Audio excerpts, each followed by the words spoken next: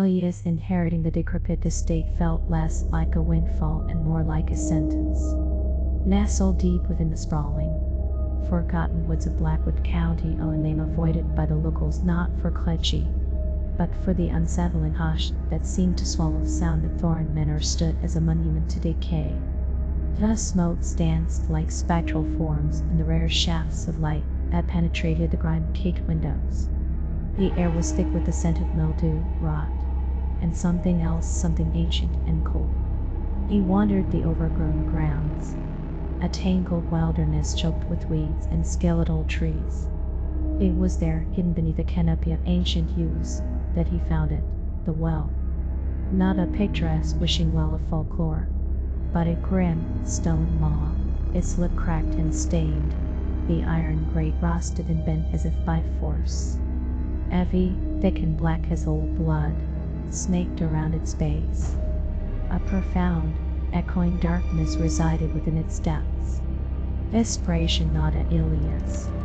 Debts, a failed career, the crushing weight of inheriting only ruin. One evening, standing before the well under moonless sky, a reckless thought bloomed. With a cynical scoff, he tossed a tarnished coin of the last remnant of his former life into the abyss.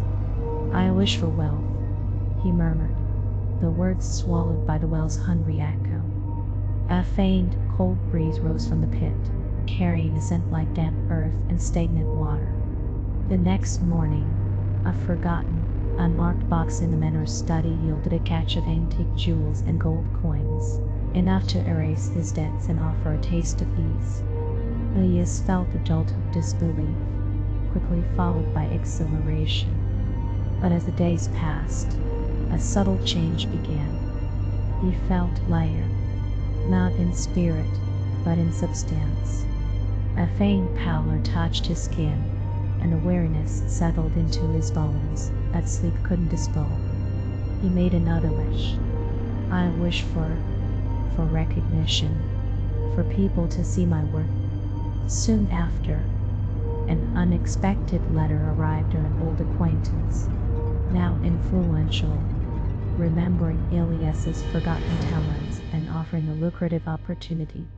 Success followed, but the lightness increased. His reflection seemed less defined, his features sharper, almost brittle. His friend, Samuel, visiting from the city, noticed immediately. "Elias, you look dreadful. Like you're fading," Samuel said, concern etched on his face. "How you eating, sleeping?" Elias brushed him off, attributing it to stress. But Samuel's worry persisted. He saw the unnatural bursts of luck Elias experienced, always followed by a visible draining of Elias's energy. He pressed, he pleaded. "It's not natural, Elias. This isn't just stress." Elias, however, was becoming consumed. The well's power was addictive. He wished for love, and a fleeting, passionate affair ignited, only to burn up quickly, leaving Elias colder, more hollowed out than before. He wished for vitality, and for a brief time, the weariness lifted, but the pallor deepened, his hands trembling slightly. Samuel, researching old local histories, unearthed grim tales of the Thorn family and a cursed well on their grounds, spoken of in hushed tones. Stories of sudden fortunes followed by swift, inexplicable decline, people wasting away to nothing. He confronted Elias, thrusting a brittle, yellowed newspaper clipping into his hands. "Elias, read this. It's taking something from you. It's feeding." Samuel's voice was frantic. Elias finally looked at the clipping, then at his own gaunt, translucent hands. Fear, cold and paralyzing, clawed at him. He stumbled back to the well, drawn by terrible compulsion and a desperate hope that maybe he could wish it away, wish for his life back.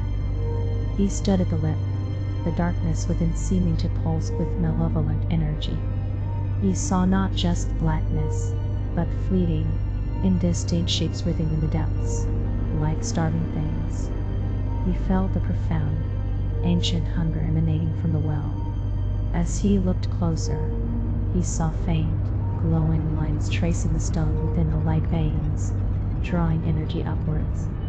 And then he saw a reflection in the stagnant water far below, not his own, but a faint, shimmering distortion, a face both ancient and featureless, gazing back with infinite, empty need. A final, desperate wish formed on his lips, but the words caught in his throat. A chilling whisper rose from the well, not in sound, but in his mind, a promise of power intertwined with an image of his own form crumbling into dust. He recoiled, staggering back, a raw scream tearing from his ravaged lungs. He collapsed near the well's edge, the last of his strength draining away. His vision blurred, the trees overhead twisting into grotesque shapes. The scent of damp earth and decay filled his senses, overwhelming him. He felt the final, cold tug, as if roots were reaching from the well, pulling the last vestiges of warmth and life from his body. Samuel found the estate silent the next morning. He followed a faint trail to the well. There was no sign of Elias, only a small pile of fine dust near the well's cracked lip, stirring faintly in the morning breeze. The well remained, its darkness absolute, its hunger seemingly sated, for now. Samuel backed away slowly, the echo of Elias' final, silent scream trapped in the hollow air of the woods, a chilling reminder of the cost paid to the darkness below.